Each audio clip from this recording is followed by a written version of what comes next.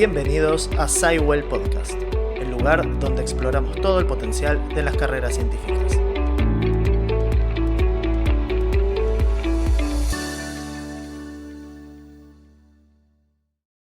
Buenos días a todos, somos Héctor, José Vicente y Álvaro y esto es una iniciativa de SciWell, Scientific Wellness. Traemos una propuesta de producir un podcast donde vamos a explorar todo el potencial de las carreras científicas. Cada semana vamos a entrevistar a profesionales que han seguido caminos únicos en el mundo de la ciencia y nuestro objetivo es que los oyentes puedan descubrir cómo transformar su pasión en una carrera llena de posibilidades. Así que bueno, los invitamos a acompañarnos y descubrir todo lo que la ciencia puede ofrecer.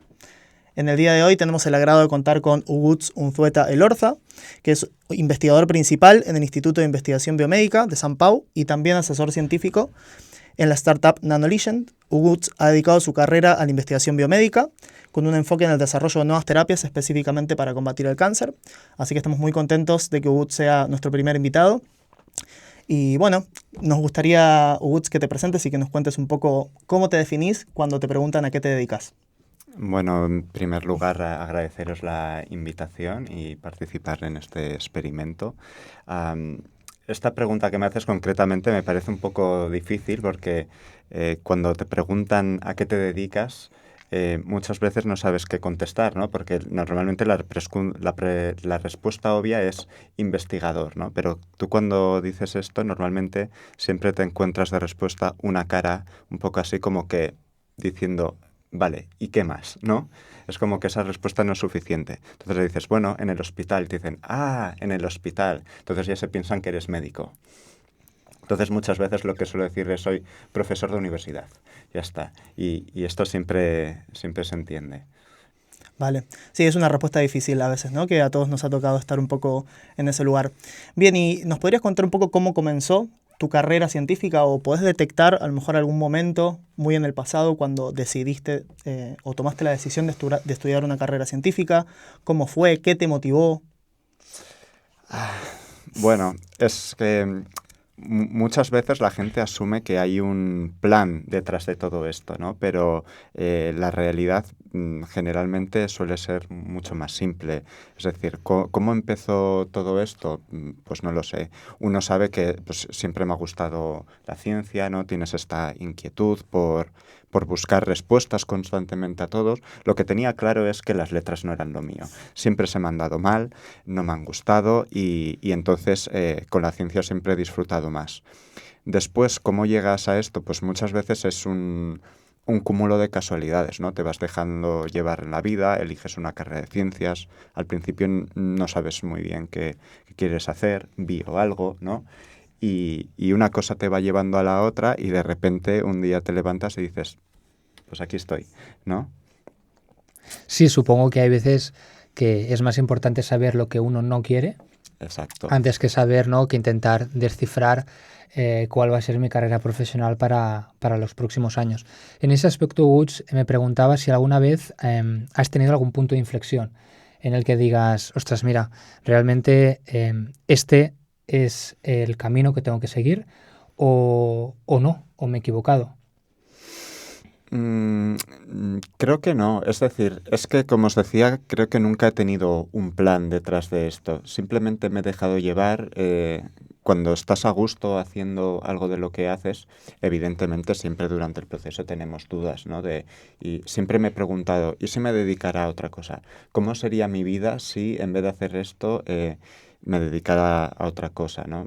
Además, no sé si a vosotros os pasa, pero yo muchas veces veo otras gentes y me fascina, ¿no? Cuando la gente te explica sus profesiones, cosas muy diferentes que hacen y a veces piensas, jolín, me encantaría vivir eso, ¿no? Saber cómo es dedicarte a cosas tan diferentes, pero bueno, supongo que es un poco el destino, ¿no? Vas haciendo y te dejas sorprender.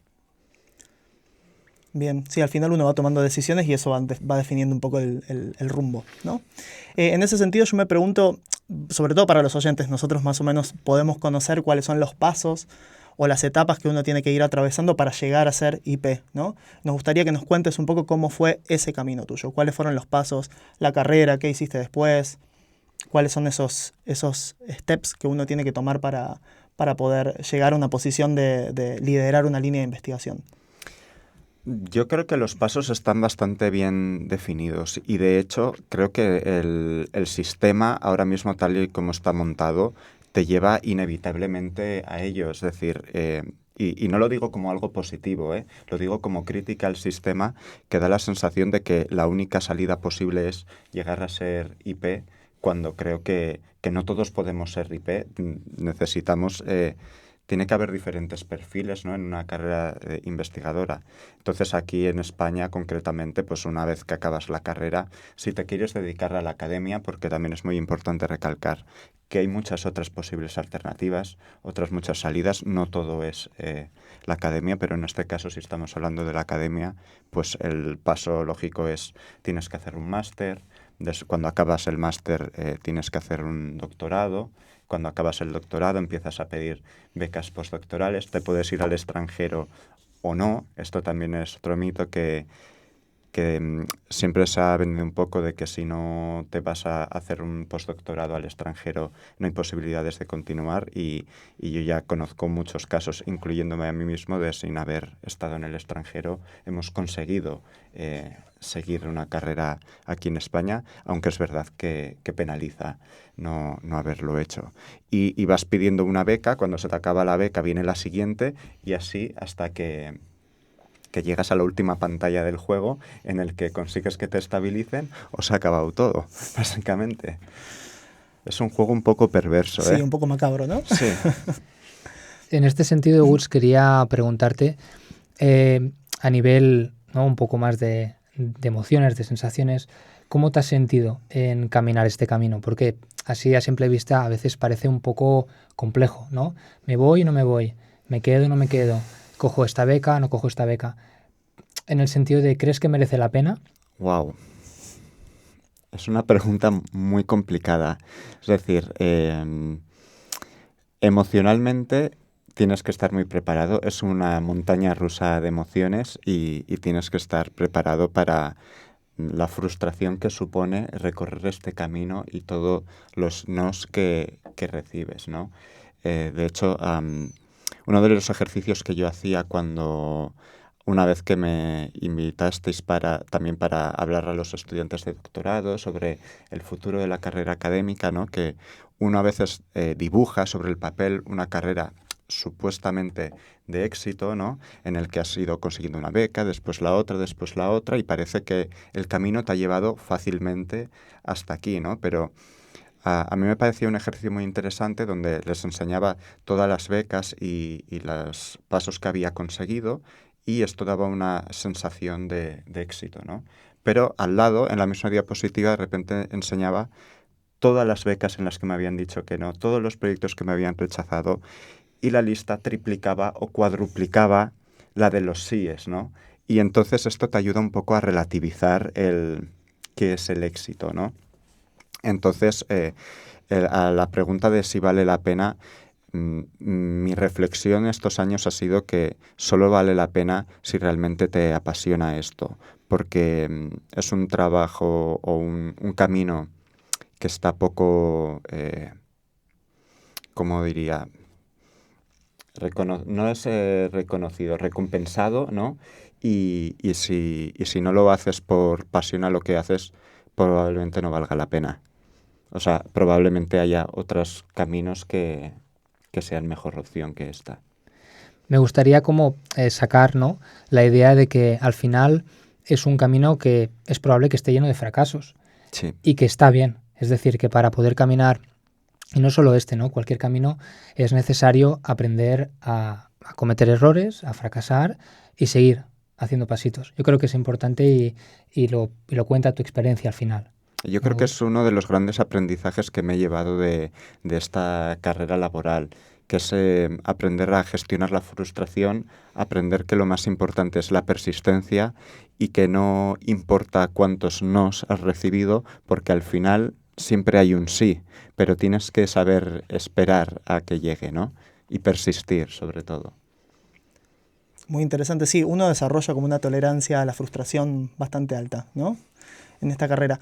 Pasando un poco como al lado más, un poco más luminoso o más positivo, a mí me gustaría preguntarte qué es lo que a vos te motiva a ir a tu trabajo día a día y si nos podés contar un poco cómo es el día a día de un investigador, qué haces. Porque resulta un tanto abstracto, ¿no? Para la gente que no se dedica a esto, saber qué hace un investigador. Uno podría imaginarse que está haciendo experimentos en el laboratorio todo el día, pero ¿cuál es la realidad de un investigador? Hay muchas realidades para un investigador y depende un poco en la etapa del proceso en la que estés. No es lo mismo un estudiante de doctorado que un postdoc que se ha doctorado recientemente o un IP. Las tareas que llevan a cabo o el trabajo que realizan son muy diferentes y entonces la pregunta tendría que estar un poco más acotada a qué etapa de este proceso te interesa saber cómo es, ¿no? Vale. Sí, nos interesa en tu posición en particular, ya como jefe o líder de una línea de investigación. Claro, cuando ya empiezas a liderar una línea de investigación, yo lo que me he dado cuenta es que el tipo de trabajo que realizas ha cambiado mucho, ¿no? Tú empiezas haciendo ciencia, estás en el laboratorio, te apasiona lo que haces.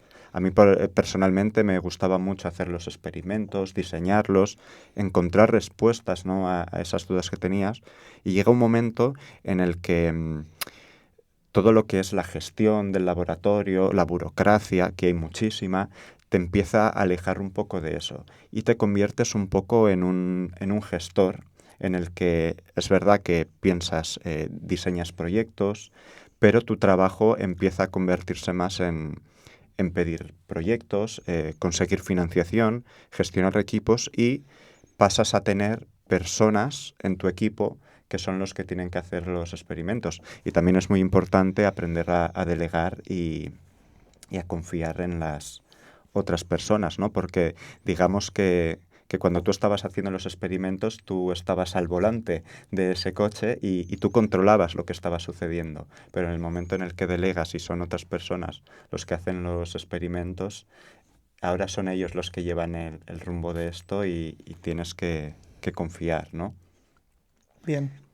En ese aspecto, Uts, ¿cómo es la transición, ¿no? ¿Cómo pasas de ser ¿no?, una persona que está en el laboratorio y que hace los experimentos a transformarte, ¿no?, un poco, a tener que adaptarte y a ponerte a hacer toda esta parte de gestión de personal, de gestión de proyectos, de equipos? En mi caso, yo siempre puedo hablar por mi experiencia personal, que entiendo que cada persona ha vivido una realidad diferente. En mi caso, yo creo que ha sido una cosa muy progresiva, ¿no? En el que poco a poco vas asumiendo una responsabilidad más, un rol más, y de repente, casi sin darte cuenta, te encuentras en esta posición, ¿no? Un día te levantas y dices, bueno, ¿y en qué momento ha sucedido esto, ¿no?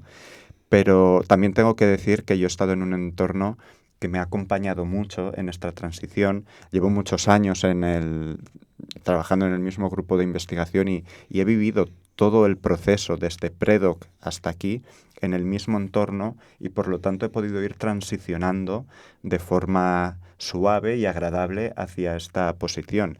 Entiendo que no debe de ser lo mismo si de repente saltas de un sitio a otro donde te exigen otras responsabilidades y este cambio puede ser mucho más brusco, ¿no? Tal vez. Bien, sí, me imagino que en esto que describís un poco el contexto, el grupo en el que uno está inmerso, la cultura de trabajo que impone ese grupo, ¿no? Cuando uno ingresa a una línea de investigación, un doctorado, un postdoc y demás, influye mucho. En tu caso, ¿qué podrías comentar sobre eso? ¿Tu experiencia fue positiva también un poco por esta cultura de trabajo de los lugares donde trabajaste? Yo creo que esto lo es todo. Conoces muchísima gente por el camino durante todo este tiempo y escuchas historias de todo tipo, ¿no? Todo el mundo tiene su historia y todas las historias son diferentes. Algunas muy bonitas y otras que dan miedo, verdaderamente, ¿no? Seguro que vosotros también las conocéis. En este sentido yo me siento súper afortunado porque creo que he estado en el mejor sitio donde podría haber estado y ha hecho que fuera todo muy fácil. Para mí el levantarte cada día y ir a un sitio feliz porque te sientes arropado, te sientes acompañado, esto lo cambia todo, definitivamente. Sí, parece un elemento clave para uno seguir su vocación, ¿no? Si eso no está, tal vez se hace muy difícil. Claro, muchas veces cuando Héctor me preguntaba, ¿merece la pena este camino? Pues estas cosas son las que hacen que merezcan la pena. Seguramente si no hubiera tenido este entorno no hubiera valido la pena. Totalmente de acuerdo, Guts. Al final yo también vengo de este ambiente. De hecho, Guts fue mi mentor durante muchos años, o sea, fue el que me enseñó a trabajar en el laboratorio, básicamente a hacerlo todo. Y yo me he sentido igual, con ganas de ir al laboratorio, con ganas de quedarme más horas, ¿no? Con ganas de tirar los proyectos adelante. Entonces, yo me preguntaba, ¿qué has estado haciendo tú, ¿no? Ahora que eres investigador principal, para generar ¿no? una cultura o un entorno agradable en tu laboratorio, ¿no? ¿Qué es lo que estás haciendo al respecto? ¿Te refieres a la cultura del trabajo, al ambiente laboral dentro del laboratorio? Sí, correcto. Mira, yo ahora que estoy en San Pau, ¿no? Lo que pienso que estoy intentando hacer es imitar un poco el modelo que he vivido. Creo que he tenido unos grandes maestros que fueron capaces de crear algo muy bonito y me gustaría poder llevarme un pedacito de esto allá, porque como os he dicho, yo creo que he sido muy afortunado en el laboratorio. Para mí no era solo un sitio de trabajo, creo que hemos creado una familia, ¿no? Me he llevado grandes amigos de ahí y hay mucha gente que a veces cuando se lo explicas no lo entienden, pero porque han vivido otras realidades, ¿no? E incluso se sorprenden. Pero yo que he vivido esto, que además he visto que es un modelo que funciona muy bien, que la gente cuando se siente parte de esa familia se compromete mucho más con el proyecto, tiene mucho más pasión por lo que hace, todos reman hacia adelante porque sienten que son parte de ello y, y cuando has vivido un modelo que funciona tan bien, intentas llevarte un pedacito de eso allá. Cuando hablas de este modelo Guts, para las personas que nos escuchan, exactamente ¿a qué te refieres? Yo diría que es un modelo donde las personas están por encima del trabajo, ¿no? Donde es mucho más importante preocuparte por cómo está el de al lado que no porque un proyecto salga adelante, ¿no? Y cuando las personas están por encima del resto, las prioridades cambian. Y yo creo que esto es la clave, ¿no? Muy interesante, sí, la calidad humana al final, ¿no? Está por encima de todo. Y creo que será extrapolable a otros trabajos también, ¿no? Entrando un poco más en tu día a día de hoy, nos gustaría que nos cuentes un poco cuál es el objetivo principal de tus líneas de investigación. Con el vocabulario que se pueda para el oyente que a lo mejor es un poco más general o personas que estén estudiando carreras científicas, estén terminando, saber un poco a qué te dedicas, qué estás haciendo, cuál es el foco de tu investigación hoy en día, qué impacto puede tener los resultados de estas investigaciones. Vale. Bueno, nosotros venimos de un laboratorio de nanobiotecnología donde nos hemos dedicado a hacer nanopartículas, ¿no? Proteicas en este caso para diferentes aplicaciones biomédicas y en este sentido, dado que ahora estoy en un grupo en el que investiga o sus líneas principales de investigación son el cáncer, pues nuestro foco ha ido un poco hacia diseñar la aplicación de estas nanopartículas en el campo del cáncer, aunque tienen aplicaciones en muchísimo más campos, pero tal vez por nuestro entorno pues nos hemos centrado un poco más en esta aplicación, ¿no? Y concretamente hemos estado trabajando en diseñar nanopartículas que reconocen de forma selectiva las células tumorales y en este sentido esto nos permite usar esta herramienta para entregar fármacos de forma selectiva en las células tumorales. Viene a ser finalmente una quimioterapia que todo el mundo conoce. Sabemos que en la quimioterapia te dan un fármaco que no es selectivo, se distribuye por todo el cuerpo y todo el mundo conoce, desgraciadamente, cuáles son los efectos secundarios de estos tratamientos, ¿no?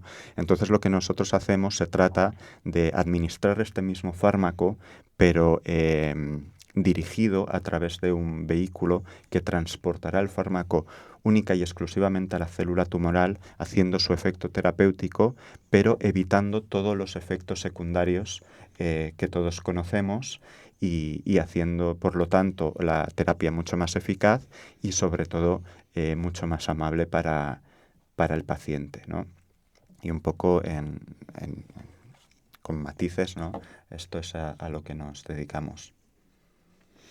Me parece algo muy interesante. De hecho, es algo que en nanomedicina, desde que nació, ¿no?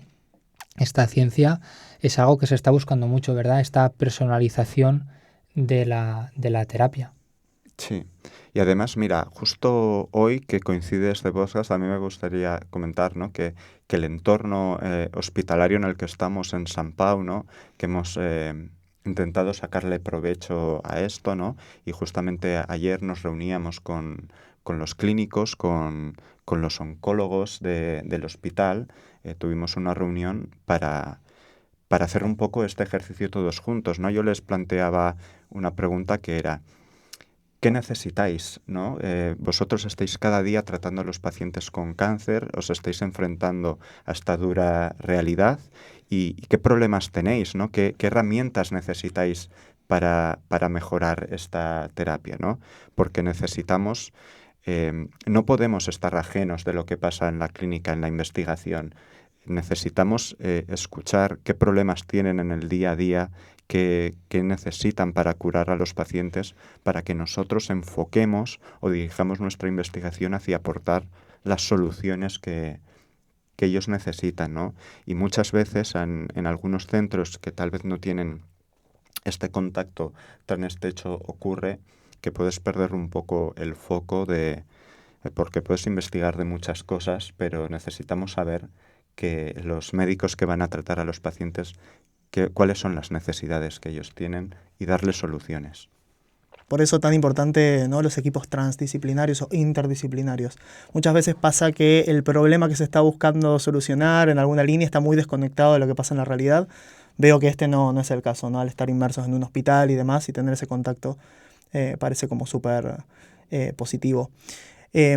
Vale, en base a esto me gustaría preguntarte también qué pasa con los tiempos de los descubrimientos, ¿no? También creo que hay como una fantasía en la sociedad de cómo se hace un descubrimiento y eso también puede distar un poco de lo que ocurre en la realidad. ¿Cómo funcionan estos procesos de investigar la eficiencia o la especificidad, en este caso, de un fármaco hasta que se puede lograr poner una terapia a servicio de la sociedad? Sí, yo creo que en la ciencia estamos experimentando una época que va en línea un poco a lo que está pasando en la sociedad en general, ¿no? Que es el ir rápido en todo, ¿no? Todo queremos que sea inmediato, que sea rápido y esto no funciona así, no existe el fast science, ¿no? Y en este sentido, claro, es un proceso muy lento. Uno empieza teniendo una hipótesis, ¿no? De qué pienso que podría suceder si hago esto. Uno escribe un proyecto de investigación con tu hipótesis, pides financiación, consigues financiación para hacer esto, si lo consigues, ¿no? Y entonces empiezas a hacer los experimentos y claro, tampoco es una cosa que se haga en 2 días. Uno puede empezar un proyecto de normal suele durar unos 3 años y luego enlazas con otro proyecto que continúa y al final te quiero decir que también depende de los medios y de los recursos que tengas para hacerlo. Esto puede hacer que vaya todo más rápido o más despacio, ¿no? Pero en nuestro caso en concreto, que llevamos trabajando con las nanopartículas los últimos 15 años y empezamos ahora a vislumbrar un poco la posibilidad de trasladar esto a la clínica, pero en muchos casos ni después de tanto tiempo, ¿no? Me parece algo importante de recalcar, que al final la ciencia es algo que necesita tiempo y necesita paciencia, tanto a nivel, ¿no?, de generar o desarrollar el fármaco final, como a la gente que está trabajando en ella, ¿no? A veces estudiantes de máster, ¿no?, que entran, quieren ya acabar el año y quieren ya tener resultados, tener publicaciones, que esto es como un poco contradictorio con lo que te piden, ¿no? Pues para pedir las becas, para pedir los proyectos. ¿Cómo es esa, ¿no? ¿Cómo es esa sensación o esta relación entre la paciencia o el ritmo lento que requiere la ciencia y el estrés, ¿no? Que te genera, por así decirlo, pues el hecho de tener que estar pidiendo becas, pidiendo proyectos, cogiendo estudiantes? Sí, yo creo que una cosa que hay que tener clara es que la ciencia es algo que se cocina despacio y que uno tiene que ir viendo, reflexionando y desarrollando, ¿no? Y esta inmediatez de las cosas que se ha instalado en la sociedad no está relacionado con la ciencia. La ciencia, lo que decíamos, tienes que aprender a trabajar la paciencia, la frustración y ir haciendo poco a poco. Vas a perder muchas batallas hasta que ganas una, ¿no? Pero en este sentido creo que el propio sistema también está contribuyendo un poco a esto, ¿no? Porque cada vez te piden más méritos, más artículos. Ya no vale con que publiques un artículo al año, ahora tienes que publicar 10. Y claro, esto no es posible, ¿no? ¿Y cómo haces en tu caso para gestionar, ¿no? esta dualidad o esta contradicción? Pues con mucho estrés, ¿no? Sí, al final tienes que aprender a decir, bueno, no es posible, tienes que llegar hasta donde puedes, ¿no? Porque muchas veces, seguro que os han preguntado muchas veces, ¿cuánto te falta, no? Es que no, esa pregunta no tiene respuesta. El trabajo es infinito. Por lo tanto, tú tienes que poner fin, tienes que saber separar de hasta dónde puedo llegar y hasta no, porque podrías estar 24 horas sin parar dedicado a ello y nunca se acabaría, porque una pregunta siempre te lleva a la siguiente. Me pregunto qué cuestiones o qué componentes del sistema científico español creéis que están buenos, son positivos y cuáles decís, che, esto tendría que cambiar en el futuro si queremos seguir motivando a las generaciones que vienen a perseguir carreras científicas. Sí, de hecho, yo creo que en estos momentos el sistema tiene un problema y es que la gente está perdiendo el interés por el sistema, por la academia, ¿no? Y es una realidad que nos hemos encontrado. Tengo la sensación de que la gente joven ya no se interesa tanto por seguir esta carrera científica o al menos no está dispuesta a asumir la precariedad que ofrece el sistema. Y nos damos cuenta de que según pasan los años cada vez nos cuesta más encontrar estudiantes de doctorado. Pones una oferta en el que ofertas una plaza para el laboratorio y no se presentan candidatos, no encuentras gente que quiera hacer esto, cosa que años atrás no pasaba y en este sentido sí que estoy sintiendo y es una sensación que comento y otros compañeros también comparten de que la gente joven que llega cada vez tiene menos interés en esto y creo que lo que tiene que cambiar es que tienen que ofrecer condiciones dignas, que la carrera científica es un trabajo digno en el que requiere mucha formación, en el que te están exigiendo una carrera, un doctorado y no puedes tratar a la gente con ese nivel de precariedad, ¿no? En esta etapa de su carrera. Hablamos, Uch, tanto de precariedad salarial, precariedad en horas de trabajo. Cuando hablamos de precariedad, ¿a qué nos referimos? Precariedad salarial, sobre todo en las primeras etapas, donde creo que las becas de doctorado, aunque tengo que admitir que creo que están mejorando en los últimos años, han mejorado significativamente en este tema las becas, pero algunas de ellas, sobre todo en las primeras etapas, son un poco precarias a nivel salarial, aunque también tengo que decir que se puede llegar uno a ganar bien la vida también en la academia, que no es todo precario siempre. Evidentemente no nos podemos comparar con la industria, pero bueno, uno se puede llegar a tener un salario digno en la academia. Este mensaje también lo quiero enviar, que no parezca que todo es precario. Para mí la mayor precariedad está en la incertidumbre laboral, ¿no? En la concatenación de becas, en el que ahora te doy 2 años de beca, ahora 3 más, parece que estabilizarte en un centro de investigación es una cosa al alcance de muy pocos, ¿no? Y esto no da esperanzas a la gente. La gente no quiere encontrarse a finales de su etapa de los 30 o cerca de los 40 con una incertidumbre laboral de no saber si cuando se me acabe esta beca se ha acabado todo o podré continuar, ¿no? La gente necesita tener un proyecto de vida, necesita... Al final no nos tenemos que olvidar que por mucho que nos apasione la ciencia, esto es un trabajo y nuestra vida tiene que estar fuera del trabajo y tenemos otras cosas. Y como el resto de los seres humanos, tenemos necesidades y vida fuera de ello, ¿no? Y por lo tanto necesitamos tener una estabilidad para poder poder crear ese proyecto de vida fuera del trabajo también, ¿no? Qué importante, ¿no? El desarrollo personal y tener como un buen balance, que ahora se está hablando mucho de eso, ¿no? El balance entre la vida personal y profesional. Exacto. Bien, me planteo un poco en ese sentido que mencionaste la industria y demás, y estamos hablando de la precariedad. Tenemos entendido que trabajas como asesor científico de una startup, de NanoLegend, que sos autor de algunas patentes que tienen que ver con sus desarrollos y demás.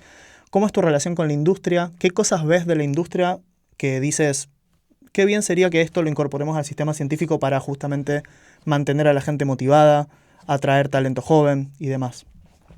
Claro, yo tengo que decir que mi relación con la industria es un poco sesgada, ¿no? Porque yo estoy de asesor científico en esta compañía, pero que he llegado aquí de una forma un poco circunstancial. Es decir, es una spin-off de la universidad que se desarrolló para llevar adelante el desarrollo de la ciencia que nosotros hemos desarrollado en el laboratorio, y en este contexto hemos entrado a asesorar a esta empresa. Pero si no fuera por esta particularidad, probablemente no sería asesor de esta empresa, ¿no? Y entonces creo que la forma de trabajar o las dinámicas que se llevan en una spin-off pequeña que está empezando tampoco es comparable a lo que puedes encontrar en una compañía. Yo he tenido, y todos nosotros, ¿no?, el ejemplo de tenemos compañeros que durante muchos años han estado con nosotros en la academia y en un momento dado de su etapa han decidido dar el salto a la industria en diferentes sectores de la industria farmacéutica o biotecnológica, ¿no? Y entonces la percepción que tengo un poco es el input que recibo a partir de ellos, ¿no? Porque además a mí también me genera mucha curiosidad y les pregunto mucho, quiero saber, ¿no?, cómo es tu nueva vida, cómo ha cambiado de esta entrevista que me hacéis vosotros, pues yo se lo hago también en su casa tomándonos una cerveza y diciendo, oye, cuéntame, ¿no?, cómo es la vida después de la academia, ¿no?, cuando llegas a la industria. Y bueno, tiene diferencias considerables. Y también con esto me gustaría romper un poco un mito que hay acerca de la industria, ¿no?, que a veces se nos instala a los que estamos en la academia, ¿no?, como que es oro todo lo que reluce y que das el salto a la industria y que de repente vas a cobrar 4 veces más por hacer lo mismo, y tampoco es así, ¿no? Tengo la sensación de que nadie regala nada y que el trabajo es diferente, haces otras cosas, es verdad que está mucho mejor remunerado en general, pero me consta que les hacen trabajar mucho y ganarse hasta el último euro que reciben por su trabajo. Si tuvieras que comparar y decir, mira, ¿cuáles serían las cosas buenas que tiene la academia en comparación con la industria y viceversa? Sí, quiero aprovechar este espacio del podcast un poco también para hablar a favor de la academia, ¿no? Porque parece que esté criticándola mucho, pero hay que decir que también tiene sus cosas buenas, ¿no? En la academia tenemos una flexibilidad que desde luego no tienes en la industria. Allí trabajas para una persona, para unos intereses de una empresa, ellos quieren unos resultados y te van a pedir que trabajes en ello. Sin embargo, en la academia yo tengo la libertad de decidir qué me gustaría investigar, qué es lo que quiero hacer. Tengo muchísima más flexibilidad a nivel de horario, de vacaciones, de organizar mi tiempo como como yo necesito, ¿no? Y las responsabilidades también son relativas. Muchas veces en la academia somos nosotros mismos los que nos ponemos la presión, también presionados por un sistema que nos exige muchos méritos para continuar adelante, pero no tenemos un CEO de una empresa encima pidiéndote resultados todos los días, ¿no? Entonces creo que de hecho yo no sé si encajaría en una empresa, ¿no? Porque si a mí algo me ha gustado de la academia es esta libertad, ¿no? De emplear mi tiempo como yo necesito, la flexibilidad de investigar en lo que yo quiero y vivir mi carrera laboral de esta manera, ¿no? Entiendo entonces, Hugo, que la carrera académica te permite compatibilizar tu tiempo, por ejemplo, siendo profesor de universidad, asesor, ¿no? En este caso de una spin-off, teniendo tu grupo de investigación. Ahora, por ejemplo, ¿no? Estar aquí una mañana haciendo un podcast, ¿no? O sea que realmente la academia te permite, como un pulpo, ¿no? Pues coger varias cosas a la vez y llevarlas a cabo. Sí, entiendo que también dependerá de en qué posición estás y en qué entorno, ¿no? Yo, como os he dicho, me siento muy afortunado de estar en un entorno donde me dan mucha libertad, ¿no? Para organizar mi tiempo de la mejor forma que yo considere y poder hacerlo así, ¿no? Pero es difícil generalizar, cada uno tiene una realidad diferente, ¿no? ¿Crees que es importante, por ejemplo, ¿no? Para estudiantes que tienen que escoger laboratorio, ¿no? O que tienen que escoger sitio donde hacer el doctorado, que seleccionen el tema primero y después busquen el laboratorio o viceversa? No lo sé, es que yo creo que cada persona tiene necesidades diferentes, ¿no? Yo te diría que si tú tienes claro lo que te apasiona, lo que quieres investigar, sí, te recomendaría que busques laboratorios que se dedican a eso, que hagan un proyecto que te entusiasme y te unas a esto. Pero luego puede haber mucha gente. Yo, por ejemplo, cuando empecé en ciencia, yo no tenía claro qué quería hacer, ¿no? Sabía que quería investigar y acabé en el laboratorio de Tony un poco accidentalmente y encontré una pasión en lo que hacía, pero estoy seguro que podría haber acabado en otro laboratorio y apasionarme, ¿no? Otro tema de investigación. En ese sentido hay gente que tiene una mente mucho más abierta, en el que se puede sentir apasionada haciendo cosas muy diferentes, y otras personas que genuinamente ya tienen un interés muy claro por algo y en ese sentido tendrían que ir a buscarlo. Sí, al final es una etapa de descubrimiento y es difícil a veces saber de antemano qué es lo que a uno le gusta, ¿no? Sino que durante la misma exploración y estas etapas uno va descubriendo. Yo lo que me gustaría añadir aquí es que enviar un mensaje de que no pasa nada si no lo tienes claro. Que muchas veces encuentro gente que está angustiada porque piensan que hay un plan detrás de todo y que se angustie mucho porque no sabe lo que quiere hacer. Y el mensaje que quiero enviar es que no pasa nada por no saber lo que quieres hacer. Lo que tú comentabas, explora, prueba cosas, empieza en un laboratorio haciendo una cosa que si ves que no te gusta, vas a poder cambiar y hacer otra cosa, ¿no? Que nadie se angustie por esto, que la mayoría de gente, la historia detrás de las personas que han llegado lejos, muchas veces no ha habido ningún plan y ha sido una cosa totalmente accidental. Yo creo que es algo importante recalcar que a veces los científicos queremos tenerlo siempre todo bajo control y que la gran mayoría de veces, como dicen, ¿no? El camino se hace al andar, uno va haciendo, va probando hasta que encuentra un poco lo que le gusta y lo que le apasiona. Esta conversación la hemos tenido muchas veces con mucha gente en el laboratorio, ¿no? Que acaba su doctorado y dice, joder, es que no sé qué quiero hacer ahora, no sé si quiero seguir en la academia haciendo un postdoc, si quiero irme a la industria, y esa angustia, ¿no? Por no saber hacia dónde tirar. Y yo muchas veces la reflexión que hacemos es, no pasa nada por no tenerlo claro. Prueba, explora, pues si no lo tienes claro, pídete una beca postdoc, haz un par de años, mira cómo te sientes y si te gusta continúas y si ves que no es lo tuyo, pues estarás a tiempo de dar el salto. No tienes que tomar una decisión ahora. Permítete explorar y relativiza las cosas, ¿no? siempre estamos a tiempo, ¿no? De cambiar. Me estoy planteando un poco o pensando en nuestra formación, ¿no? Ya hace algunos años, y pensaba que ciertas habilidades, como por ejemplo la bioinformática, no la tuve en mi formación, que fue hace algunos años ya, y luego con una velocidad muy vertiginosa se fueron incorporando a nuestro día a día. ¿Qué habilidades ves hoy en día que van a ser necesarias para esta profesión en un futuro cercano, que por ahí puedan servir como una recomendación a la gente que está en ciencias, ¿no? En carreras de ciencias? Pues no sabía qué decirte. Es verdad que la bioinformática ahora está en la cresta de la ola, ¿no?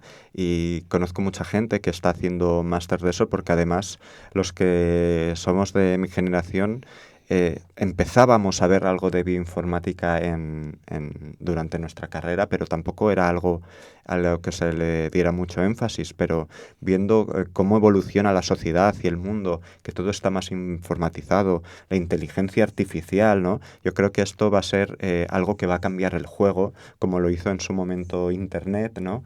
Y creo que hay que adaptarse y formarse en esto, porque no sé si va a ser el futuro, pero va a jugar un papel clave o muy importante en el futuro. Entonces yo recomendaría que estuvieran al día de esto. En nuestro caso, que a lo mejor ya nos ha pillado un poco lejos, lo que tenemos que hacer es tener a alguien en nuestro equipo que controle de eso, ¿no? Creo que también a veces pecamos de estar demasiado centrados en el proyecto en sí y nos olvidamos un poco de lo que hablamos, de estas habilidades transversales o soft skills que se llaman. ¿Cuánto crees de importantes son este tipo de habilidades de comunicación, de escribir, leer, organización? Yo creo que son fundamentales, sobre todo porque tal y como está montado el sistema aquí, nos van a pedir que nos encarguemos de todo. Tú no vas a tener que ser solamente científico, sino que vas a tener que ser comunicador, vas a tener que ser gestor, vas a tener que ser innovador y vas a necesitar tener todas estas habilidades. Aunque recibas apoyo puntual, son fundamentales tener estas soft skills, ¿no? ¿Y cómo recomendarías, ¿no? que la gente pueda adquirirlas? O sea, ¿cómo lo hacen? ¿O cómo ha sido en tu caso? ¿O cómo ha sido en tu caso, exacto? En mi caso ha sido un poco a la fuerza, ¿no? Encontrándote con la necesidad y con el instinto de supervivencia. Según nos ha ido surgiendo la necesidad, nos hemos tenido que ir formando. Pues ahora en esta etapa, ¿no? En el que pides proyectos y ahora de repente tienes que hacer un plan de gestión de datos. Pues te tienes que formar en cómo hacer esto. De repente tienes que patentar cosas y hacer innovación. Y te ves en la necesidad de formarte en cómo funciona el mundo de las patentes, cómo se hace todo esto, ¿no? Entonces, según nos hemos ido encontrando de bruces con esa realidad, nos hemos tenido que formar en ello.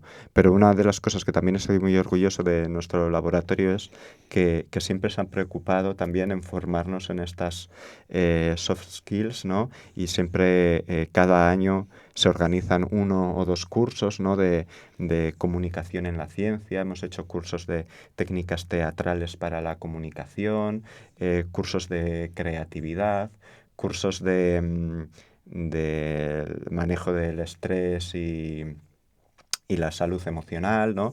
Y creo que son cosas que son como un balón de oxígeno a veces y que además son muy, muy importantes para... que a veces se da la sensación de que no están relacionados con lo que hacemos, pero lo están mucho. Bien, vamos llegando un poco al final. No sé si, Héctor, tenés alguna pregunta más para hacerlo Woods. Si no, a mí me gustaría particularmente que él pueda promocionar un poco su grupo en que trabaja, si estás buscando gente. También esto es un espacio para poder invitar a estudiantes avanzados de las carreras, estudiantes de doctorado a hacer postdoc y demás.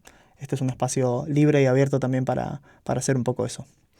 Bueno, pues aprovecho este espacio igual que lo hago cuando doy clases en la universidad y tengo la suerte de estar en contacto con los futuros investigadores, ¿no? Pues de decir que nosotros en laboratorio, como he comentado, que trabajamos en en el desarrollo de nanomateriales para hacer terapias en el cáncer, que tenemos la suerte de estar muy conectados con la clínica, de ver de cerca las necesidades que hay y poder aplicarlos en la investigación del laboratorio.